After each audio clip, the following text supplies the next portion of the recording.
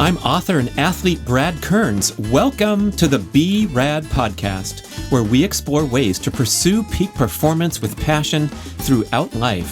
Visit bradkearns.com for great resources on healthy eating, exercise, and lifestyle. And here we go with the show. Protein is the priority. Think about that in the back of your mind, that when you get your protein needs met, you become highly satiated and dietary satisfaction is grooving along. You're not browsing around looking for little snacks throughout the day or ways to bump up flagging energy levels, because you're getting the true deep nutrition that your body needs. Many of the products do not hold to that rigid standard of cold processed, and when heat becomes involved in the preparation of a supplement product, you are drastically reducing the nutrient density and an inferior bioavailability. The modern diet is quite deficient in magnesium. It is believed that the vast majority of the population, even the most health-devoted folks, are deficient in this extremely important mineral.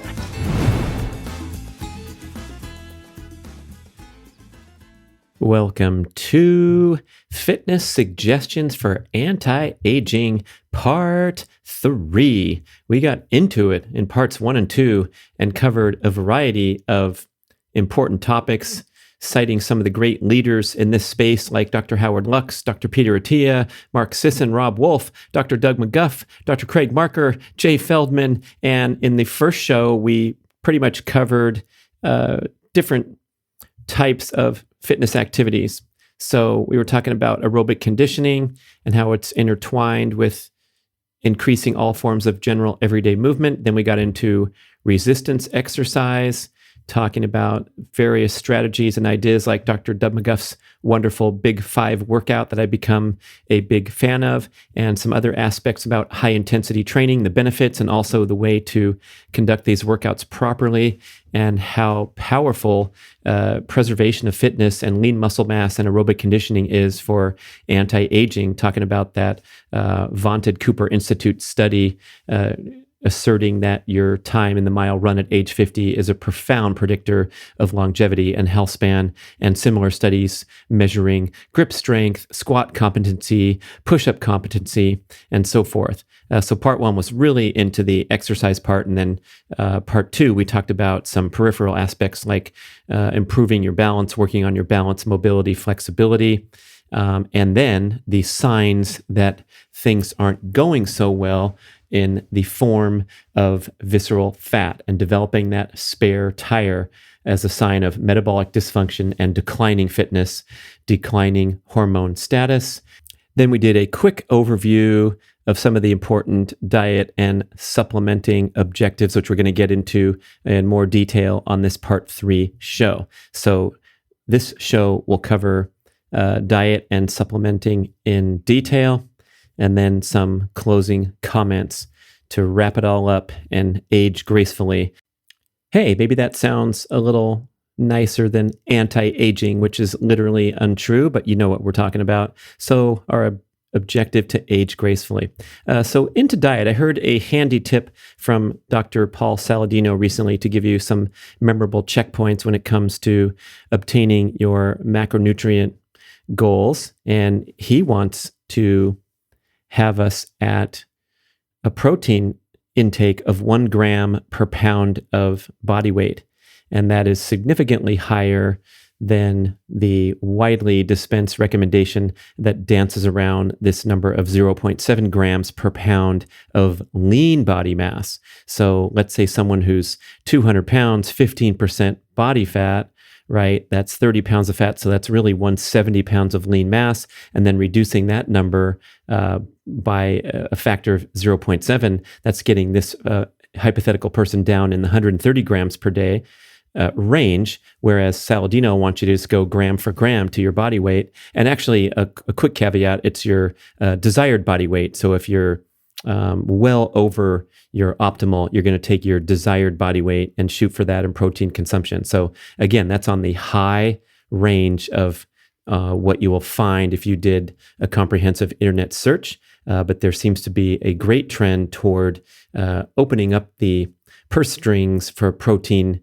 consumption backing off some of the commentary that we had maybe 4, 5, 8, 10 years ago that excess protein can cause problems with the liver and the kidneys. And I believe this was based on research with unfit individuals. So a lot of folks like Rob Wolf, Dr. Kate Shanahan, Saladino, many others in the fitness space, Dr. Sean Baker, one of the leaders of the carnivore movement, are talking about bumping up that protein intake to ensure that you are maintaining that nitrogen balance in the body as opposed to dipping into catabolism too frequently.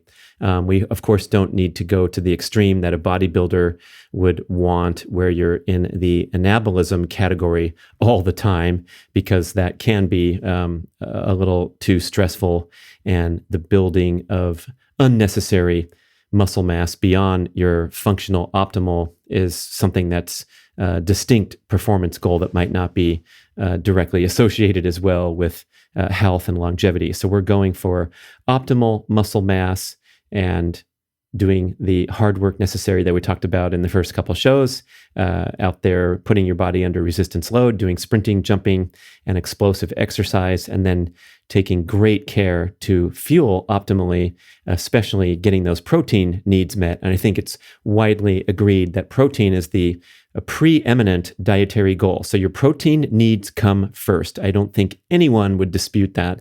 This is the essential building blocks of life that we're consuming from the diet. And just to not confuse you, you'll hear about protein RDA, recommended daily, and this is for survival. So you might see figures like 0.3 grams per pound, and that's just so you don't get ushered to the hospital and become emaciated and wither away. So we're talking about protein optimization, far more exceeding your basic metabolic needs to survive and going into goals like the building and maintaining of lean muscle mass. So again, not a lot of us are counting obsessively or using the apps and knowing with any accuracy what kind of protein intake we're getting. But when you prioritize that and prioritize high protein meals that are generally animal-based and featuring the nutrient superstars of the planet, like eggs, grass-fed beef, and so forth, you're going to do really well with prioritizing protein. Recall my show with Dr. Ted Naiman, where he talked about his compelling protein lever theory. Actually, that's something he promotes. I don't think he made it up, but the protein lever theory implies that we have this deep biological drive to achieve our protein requirements day in, day out. And that is going to be the driving factor in our appetite and our calorie consumption. So if you are filling up on protein deficient, heavily processed foods like potato chips, ice cream, and what have you, you're going to continue to light the flame of appetite because you're not getting your protein needs met. And so the argument is that this is the driving factor behind our calorie consumption, our portion sizes, and what have you. So when you're on this low protein path, boy, is it a disaster really quickly. Chris Kresser talks about the symptoms of protein deficiency, where if you start to get behind on protein, you're going to experience intense cravings for high protein foods. You're going to feel like crap, and you're going to become emaciated. So I don't think too many people are at risk of protein deficient diets unless you're doing something really extreme, like cutting the calories like crazy, or on a strict vegan plant-based where your protein sources are very difficult to digest and assimilate. So you're not getting the assimilation that you would from a more easily higher scoring protein on the scale of digestibility. And that would be the animal-based foods that are in their final form. We call them complete proteins, versus trying to piece together a bowl of rice and a bowl of beans and putting those together and hoping that you're going to get your protein needs met. So protein is the priority. Think about that in the back of your mind, that when you get your protein needs met, you become highly satiated, and dietary satisfaction is grooving along. You're not browsing around looking for little snacks throughout the day or ways to bump up flagging energy levels, because you're getting the true deep nutrition that your body needs. Then when it comes to fat, really simple and handy from Saladino is he also recommends getting 1 gram per pound of body weight in fat. And that's going to come naturally when you're emphasizing the most nutrient-dense foods on earth, the organ meats, again, the eggs, the grass-fed beef, the fish, protein sources that also are high in natural nutritious fats. And we want to emphasize the monounsaturated and the saturated fats. The monos from the plant kingdom would be things like avocado, olives, coconuts, and the derivatives, oils, and so forth. And we want to make an aggressive effort to stay away from the polyunsaturated seed oils, especially the highly processed polyunsaturated seed oils that are a true destruction to metabolic health and cellular function. So we're going for that fat checkpoint, the protein checkpoint, easy to remember, a gram per pound of each. Now, because fat has 9 calories per gram and protein has 4 calories per gram, that means you're going to get more fat calories than protein calories. But that's kind of just an aside. It's not really that we're counting calories in that sense. We're just going for optimal metabolic function, getting those healthy, nutritious fats. Those help with hormone building and cellular health. The essential fatty acids that you will find at high levels in oily cold water fish. I think we're all pretty familiar with the wide-ranging benefits of getting enough natural, nutritious fats, and perhaps the folly in trying to keep fat intake really low in the diet in the name of not getting fat. So hopefully that's blown out of the water by now. In the last decade and more, we've had great information come through, and that leads us to carbohydrates, which is probably the most controversial and disputed element of diet optimization, because there are widely different views on this. And we have a very popular category of low carb, keto, and the like, and the widely touted benefits of keeping carb intake low to prompt ketone production in the liver and burn this amazing clean burning fuel. But now I think there is plenty of momentum toward the idea that especially something as strict as keto can be viewed as an occasional tool to fine-tune metabolic function and hone metabolic flexibility, and most likely ill-advised for most people to try and adhere to over the long term. And this is especially true when you are performing a devoted fitness regimen and have athletic and peak performance goals. And this is where I think it makes a lot of sense to optimize your carb intake, perhaps with the strong variable of workout energy expenditure.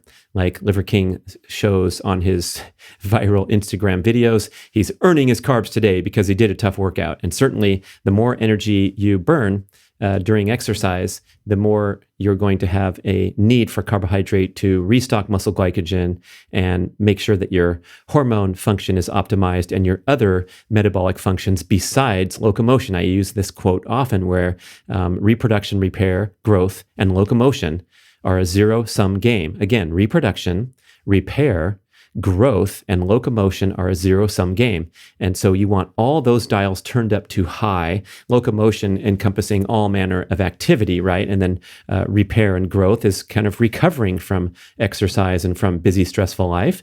Reproduction is your reproductive fitness, as evidenced by your hormone status, your libido. And so we do not want to compromise those other dials in favor of a devoted workout regimen or a highly stressful lifestyle in general. And when you start to restrict carbohydrates while at the same time trying to perform magnificent athletic feats, this can cause an energy deficiency that will prompt you to turn down some of those other important dials or flames on the stove, right? So repair, growth, and reproductive fitness. The most extreme example would be the elite female athlete dropping into the single-digit body fat range and experiencing a condition called amenorrhea. That's the cessation of menstruation. And so the reproductive fitness is gone because the athletic energy expenditure is so high that we're having to compensate.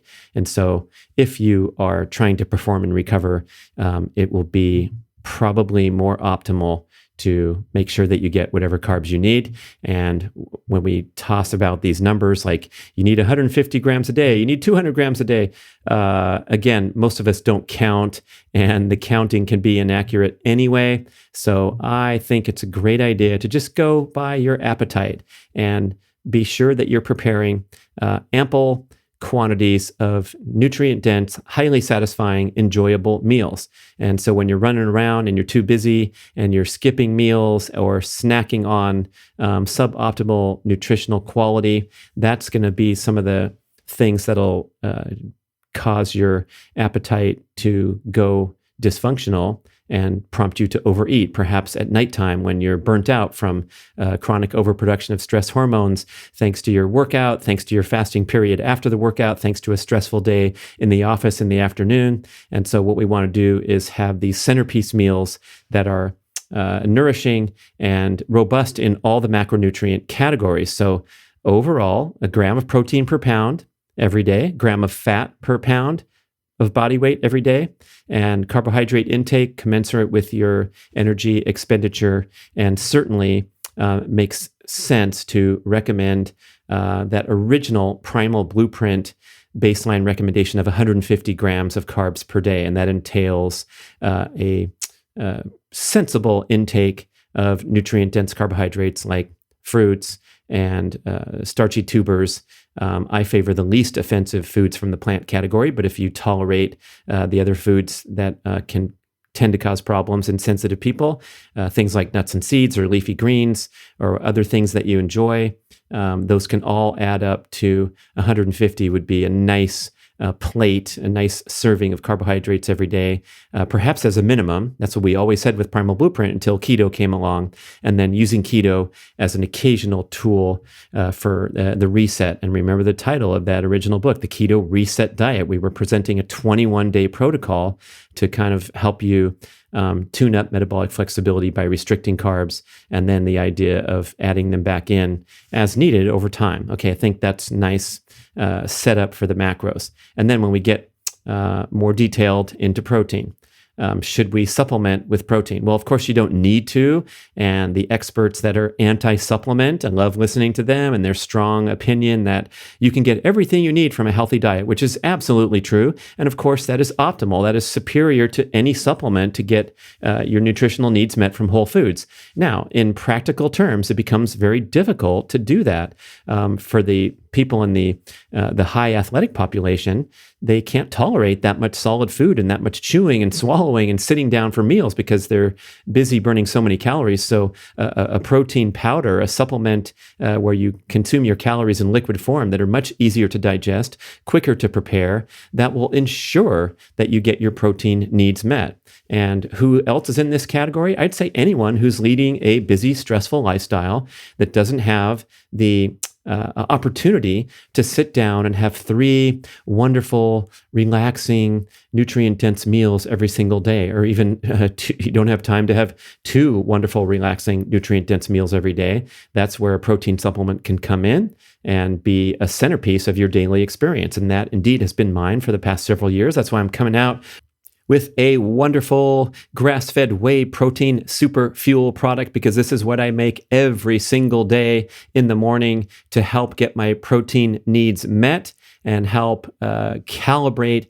my mood, appetite, and energy levels all day long. I think it's great for just about everyone, from the young athletic type like my son to the senior citizen like my mom, who have a increased need for protein in the diet because protein synthesis abilities decline as you age. And remember, the preeminent goal for people in the senior age category is to maintain as much lean muscle mass as possible throughout life. We're going to get a decline on the course of aging and being less active, but whatever you can do in terms of activity and dietary nutrient density to bump up that protein intake, knowing that you need just as much as your healthy, active grandson, for example. So when we get adequate protein consumption, we stay in what's called proper nitrogen balance. That means that you are staying away from catabolic patterns and you're in a graceful blend of what they call anabolic. That's the muscle building phase. So that would be like after a meal, you assimilate these nutrients into the cells and you go into anabolic phase where you're rebuilding. Catabolic is breaking down. And that's what happens right during the workout when you're breaking down cellular energy. And then metabolic would be the middle, right? We're familiar with that term because that's taking in nutrients and assimilating them. So we have catabolic, metabolic, and anabolic. And we want to make sure we're in healthy balance there, which they call nitrogen balance. More about protein needs increasing as we age. If we start to assimilate protein less efficiently and we get too much into that catabolic state too often, we are going to have a decrease in muscle mass, which is so commonplace that we consider it to be normal. And we see people becoming more hunched over, walking a little slower, a little less forceful and powerful, and just kind of wasting away, thinking that this is a normal consequence of aging. But we can quickly look to the outliers, people that have an extreme devotion to dietary quality and fitness and can maintain an impressive amount of muscle mass and power and strength as they age. This is this wonderful OsteoStrong program that is targeting senior citizens. John Jaquish, the inventor of these unique machines where you can go in and do a very brief workout once a week that is believed to be sufficient to support or increase bone density and maintain or increase strength over time. My mom's a good test subject. She's 6 or 7 months into her experience going there once a week, putting up good numbers and maintaining a healthy status with muscle mass and bone density. Okay, what is the best protein supplement to consume? We already talked about the best source being things like pasture-raised eggs, grass-fed beef, and the protein that's contained in other nutrient-dense animal foods and meals. But when you're talking about a supplement, the king of the hill is by far whey protein. That is the most bioavailable form of dietary protein, and it will be quickly assimilated into the bloodstream when you consume it, when you consume a high-quality whey product. And there are different types out there on the market. Generally, you're going to see, if you see a big label that says whey protein, it's either whey protein concentrate or whey protein isolate. And isolate is the best. The best way of preparing it or producing it is to have it be cold processed, non-denatured, and micro-filtered. So look for these distinctions on the label of the product you're purchasing. Pretty soon, I'm going to be driving you to purchase the BRAD product because we spent over a year searching the globe for the very best quality of grass-fed whey protein isolate, and we believe we found it. We can't wait to bring it to market and share it with you. But I'm very particular and have learned so much about the disparity in protein quality of the stuff that's on the market, and the vast majority of the products that you see if you're shopping online or even going into a big box store or a nutrition store, the vast majority of protein products are artificially sweetened with all kinds of garbage like sucralose, like an assortment of other acesulfame K, and these artificial sweeteners are by and large considered by progressive health experts to be bad news. So we want to look for something that is minimally and naturally sweetened, and our product extremely unique because it's sweetened with the vanilla flavor is sweetened with organic cane sugar and organic vanilla extract. So it's not this overpowering vanilla shake from McDonald's type of taste. And if you want to sweeten up your daily smoothie, you can throw in some frozen fruit and do it the right way with an entirely nutrient-dense experience rather than a more processed experience. So many of the products do not hold to that rigid standard of cold processed, and when heat becomes involved in the preparation of a supplement product, you are drastically reducing the nutrient density and an inferior bioavailability. So look for that premium quality of grass-fed whey protein isolate. Obviously grass-fed, meaning that the cow had a superior dietary practices for most of its life, and it's going to give you a more nutrient-dense end product. Whey is simply an extraction of separating the different types of protein from the cow. So when they make cheese, whey is actually a byproduct. So our protein comes from an actual cheese making factory,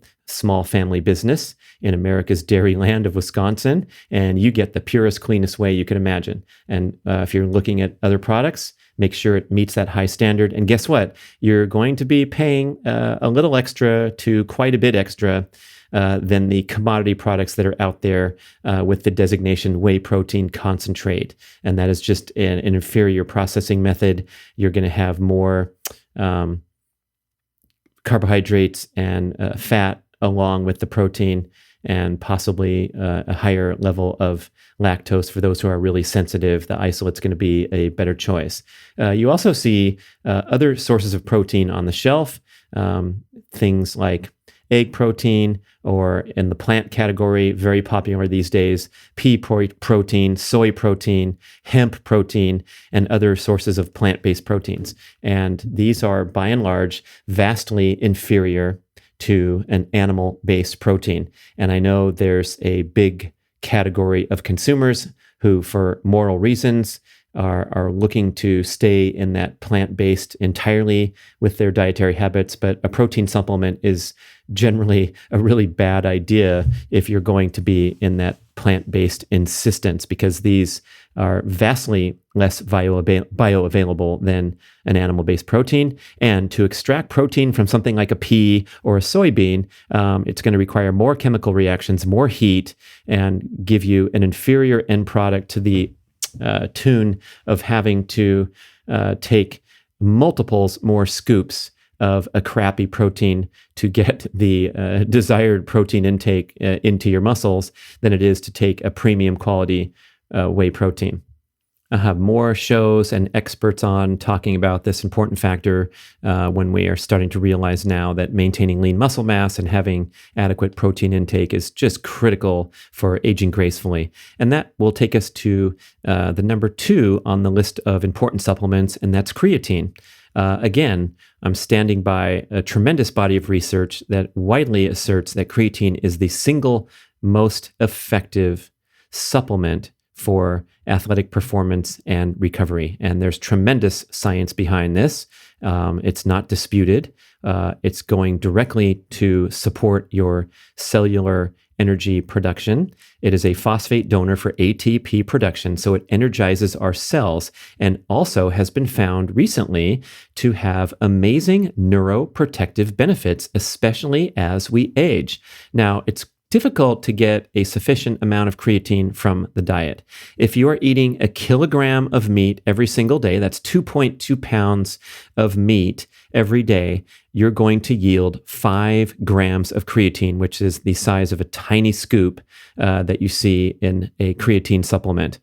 So Dr. Sean Baker, I'm sure he's nailing that kilogram of meat every single day. And so maybe not necessary to supplement with creatine. But for most of us, it would be an excellent lifelong strategy to take a tiny little 5-gram scoop of creatine every single day for the rest of our lives. You can stir it in warm water or tea or coffee. We are going to have ours in the protein supplement. That makes it a very unique superfuel product, so you don't have to worry about it. You just take a scoop and you're getting your whey protein and your creatine needs met. The widespread suggestion from experts is that we want to get around 5 grams of creatine per day to optimize our creatine status. Ben Greenfield is now citing recent research that he wants you to get up to 10 grams a day, especially if you are active and athletic or in the older age categories. And you may have heard from bodybuilding lore that the creatine loading works so great, the athletes get stronger, bigger muscles, and then if you load too much, you're going to shut off your own endogenous internal creatine production. And of course, that's true if you are jamming down 30, 40 grams of creatine per day, which is common in the bodybuilding scene. But we're talking about an effective daily dose that's not going to harm your internal creatine production, nor conflict with the extra creatine you get from consuming whatever amount of meat you are that's under 1 kilogram per day. And now, that 5 gram per day suggestion, remember Ben Greenfield saying 10, but let's stick with 5 for a moment. That, of course, varies by body weight. So a very small person, let's say around 100 pounds, might have an actual creatine target of 3 grams, where a larger person with more muscle mass might want to shoot for 8 grams. And we might want to double both of those in light of the recent research, especially how it protects neural function, which is a great anti-aging strategy. And again, our production of things like creatine internally start to decline as we get older. So we have an increased need for supplementation as we age, and also as we're in our prime, in our youth, doing a lot of exercise and energy output.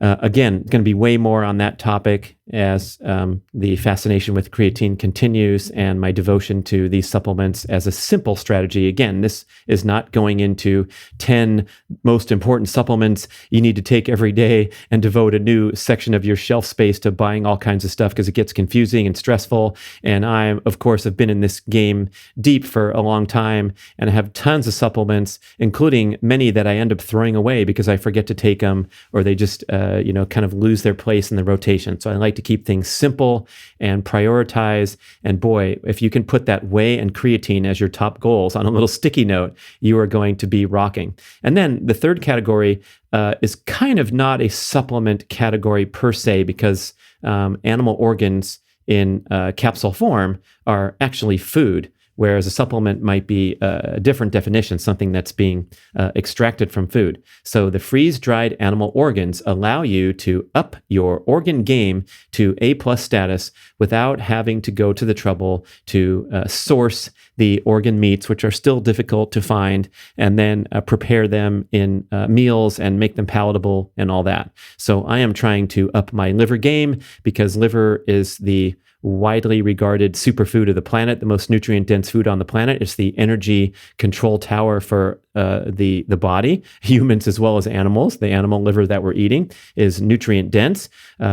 Some dogma that the liver is also a place where toxins concentrate has been unfounded, because the liver is basically the detoxifying organ of the body. That's its primary job, right? You go and have a few too many drinks, and your liver is hard at work detoxing. So the liver is the centerpiece. This has been true throughout eternity, and the ancestral hunting practices where the animal was killed out in the wild, and immediately they went right for the liver. The hunters went right for the liver and would consume it on the spot, warm, raw, and that's our ancestral past. This is also seen in the animal kingdom. So when the lion takes down its antelope prey, it will go straight for the liver and consume that first as the prize, the most prized bounty of the animal. How about that for convincing? And if you want to look on my MoFo page on my website, there's a tremendous amount of content describing the benefits and the rationale for consuming animal organ supplements, and generally making an effort to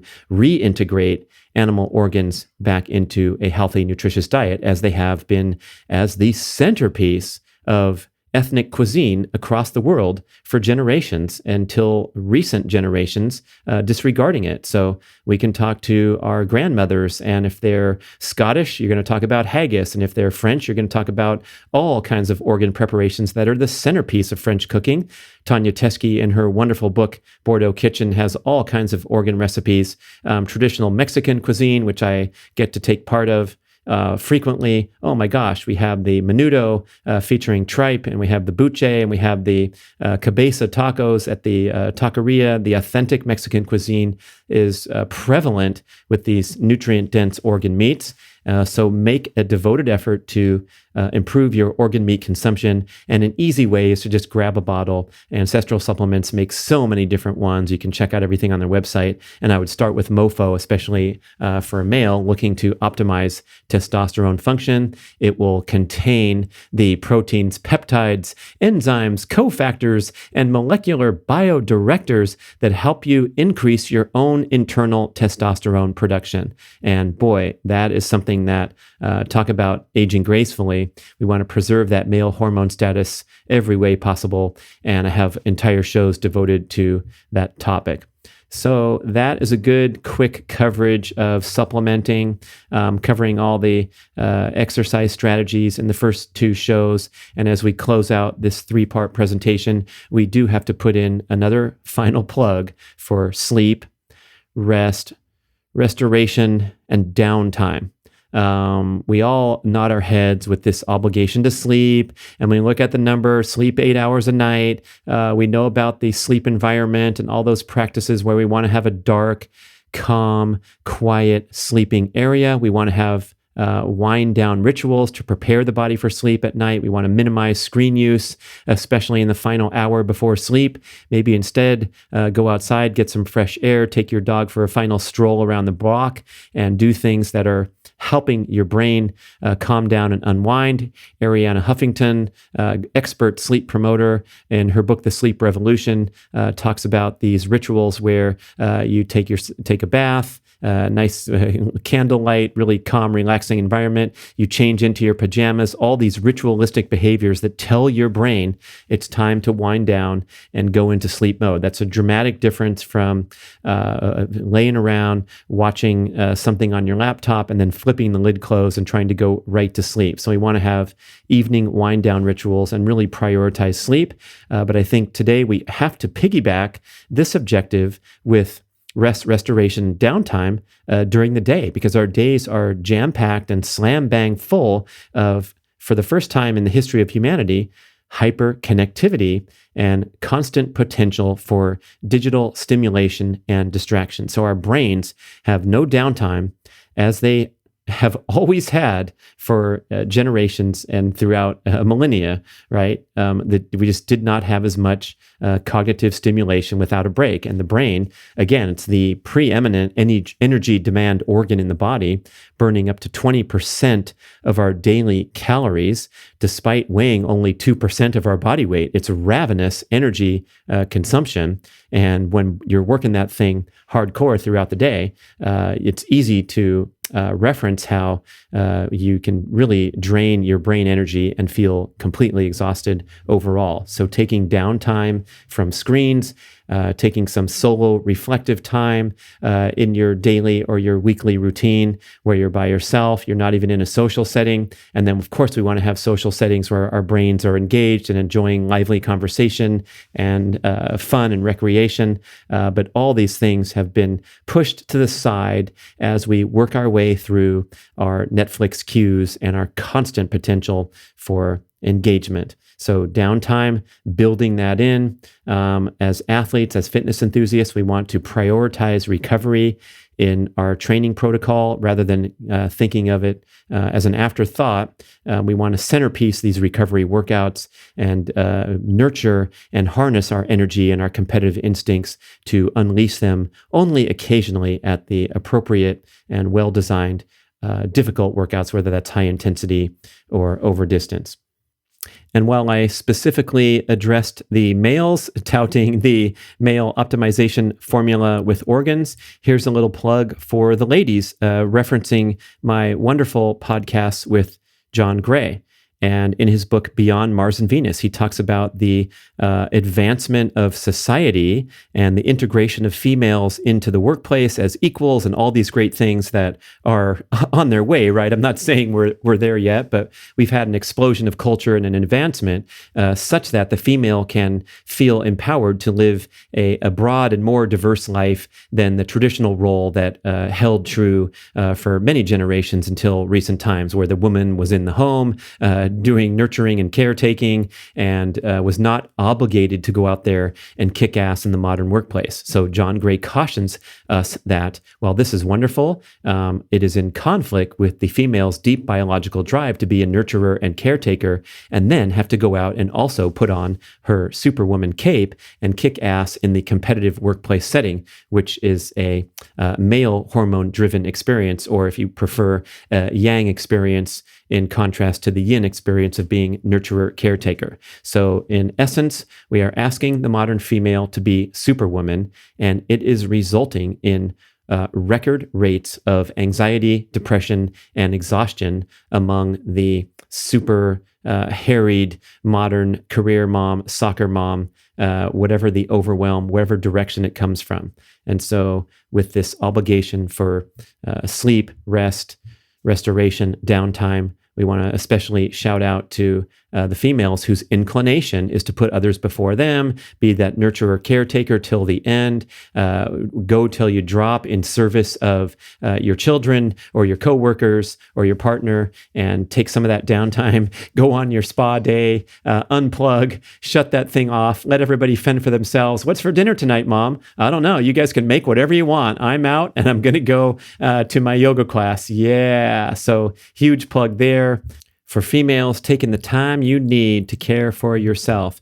Oh, and I should mention another really important and prominent supplement category, and that is to supplement with magnesium, because the modern diet is quite deficient in magnesium. It is believed that the vast majority of the population, even the most health-devoted folks, are deficient in this extremely important mineral. And we're blaming it on depleted soil as well as filtered water that takes the minerals out of the water. So when I first heard from Ben Greenfield a couple of years ago, he was asked to provide a top 10 list of health practices or objectives that you can do. And making that list was drinking mineral water out of the glass bottle. And I had recently retired from that practice because I felt guilty about the carbon footprint of throwing away a giant barrel full of Pellegrino since I drink so much water. But I brought that back in with a vengeance, because this is one of the best sources to get magnesium and other minerals that are depleted from the food supply, from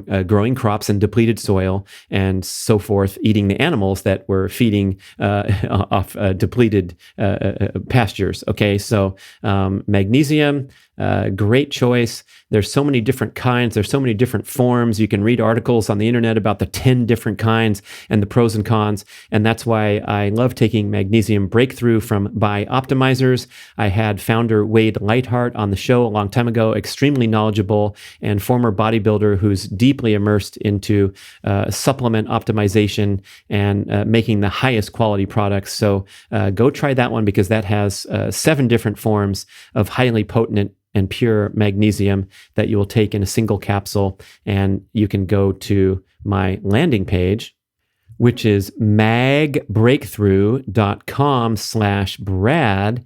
You're going to learn all kinds of information about how important magnesium supplementation is, and you get a 10% discount using the code BRAD10 at checkout. Try the product. They offer a full money-back guarantee, and boy, didn't that turn into a commercial, but what an authentic one. So I'm definitely all over the magnesium supplementation combined with drinking a lot of natural spring water or mineral water. Okay. So there you go. And while we're in the commercial mood, I should put in a plug for ButcherBox, because I talk so much about prioritizing protein. And that's where I get my protein, people. You can't beat it for affordability and for absolutely stellar product quality. So you're getting the grass-fed beef, you're getting the pasture-raised organic chicken, and you're getting the heritage breed pork. Everything they offer is of top quality. And they have these great offers to get started with this subscription service that you can cancel or delay anytime. So it's really convenient. I go on the website all the time and mix up my shopping bag, and then every month, because I've chosen every month, that's when they deliver. So you can deliver at any frequency you want, and I get this whole load. It's right there at my freezer at all times, so I'm on point and motivated and making it convenient for me to eat the most wonderful foods. And boy, my box is full of the wonderful, delicious grass-fed beef. I get a ton of ribeye steaks, as many as they'll allow me. I get flank steaks. I get ground bison. I get ground beef. I get scallops, wild caught. And if you go to butcherbox.com/Brad Kearns, you have an amazing promo going on right now, summer of 2022, when I'm recording this, which is free bacon for life. So every time you order your custom box, they throw in some premium quality bacon. Okay, there's 2 commercials to end the show, and do it right. Get your fitness dialed in by listening to part 1. Stay away from that spare tire, which was the big warning factor that we heard in part 2. And then consider a strategic supplementation program, as we covered here in part 3, prioritizing grass-fed whey protein isolate, creatine, perhaps some capsuled animal organs if your organ game is a little deficient, and then some magnesium to top it off. And I think we're going to be looking really good. You'll be happy that you started this. I'm not a huckster or a hype promoter. I have such an extreme distaste for that from being in the athletic world and having people approach me for years and years saying, take this and you'll improve your time 6%. And I'm like, no, I won't, because I'm training really hard and I'm doing the best I can. And I'm not going to, I'm not going to jump leaps and bounds over all the competition who are also training hard. So enough of that hyperbole, but I will say that beginning in 2019, I had an explosion in health and energy and fitness progress. And I believe it was attributed to doing some fine tuning of my diet, inspired by Dr. Kate Shanahan, inspired by Brian Liver King Johnson, to up my organ game. So I started taking a ton of supplements from Ancestral Supplements and consuming more liver in my diet, consuming more collagen and bone broth. That's one of Dr. Kate's big talking points.